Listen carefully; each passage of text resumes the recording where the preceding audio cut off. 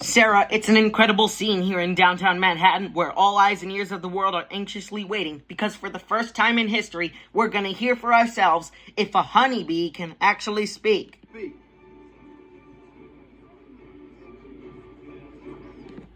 What have we gotten into here, Barry? I don't know, but it's pretty big, isn't it? I can't believe how many humans don't have to be at work during the day. Hey, do you think these billion-dollar multinational food companies have good lawyers?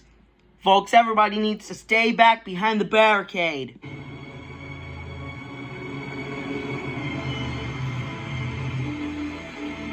Fresh elevator sit, backing up.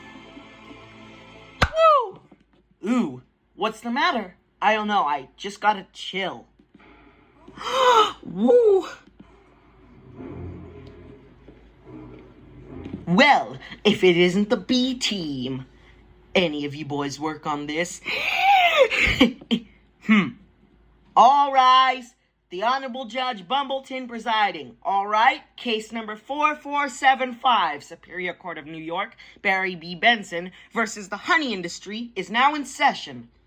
Mr. Montgomery, you're representing the 5 major food companies collectively. A privilege. Mr. Benson, you're representing all bees of the world. Ahem. Woo! Bzz, bzz, bzz, bzz, bzz, bzz, bzz, bzz, bzz. I'm kidding. Yes, Your Honor, we're ready to proceed. And Mr. Montgomery, your opening statement, please. Ladies and gentlemen of the jury, my grandmother was a simple woman. Born on a farm, she believed it was man's divine right to benefit from the bounty nature God put before us. If we were to live in a topsy-turvy world, Mr. Benson imagines, just think what it would mean. Maybe I would have to negotiate with the silkworm for the elastic in my breeches. Woo! Talking bee. How do we know this isn't some sort of holographic motion picture captured Hollywood wizardry? They could be using laser beams, robotics, ventriloquism, cloning. For all we know, he could be on steroids. Woo, oh yes he must. Mr. Benson.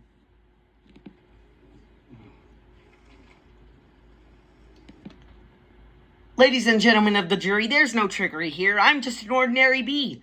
And as a bee, honey's pretty important to me. It's important to all bees. We invented it. We make it, and we protect it with our lives. Unfortunately, there are some people in this room who think they could take whatever they want from us because we're the little guys. And what I'm hoping is that after this is all over, you'll see by taking everything our honey, you're not only taking everything we have, but everything we are.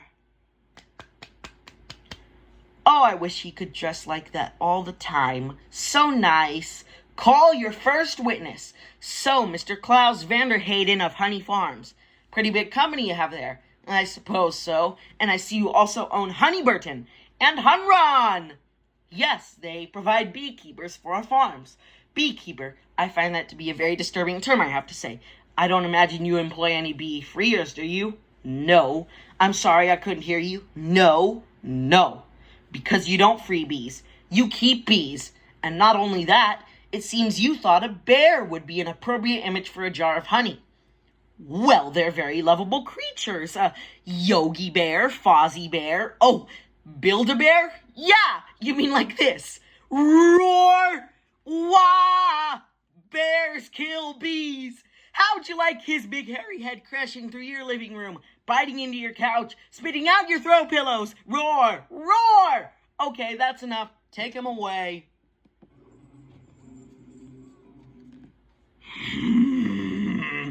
So, Mr. Sting, thank you for being here. Your name intrigues me, by the way. Where have I heard it before? I was with a band called The Police, but you've never been a police officer of any kind, have you? No, you haven't. No.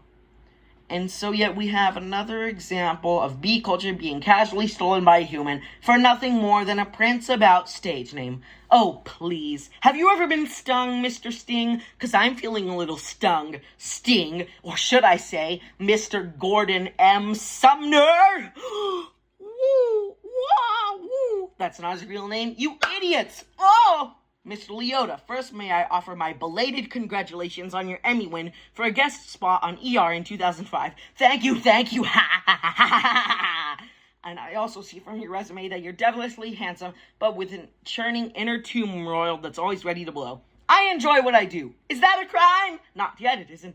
But is this what it has come to you, Mr. Leota? Exploding tiny, helpless beasts so you don't have to rehearse your part and learn your lines, sir. Watch it, Benson. I could blow right now. This isn't a good fella. This is a bad fella. Whoa. Why doesn't someone just step on this little creep so we can all go home? Order in this courtroom. You're all thinking it. Order, I say. Mr. Leota, will you please sit down?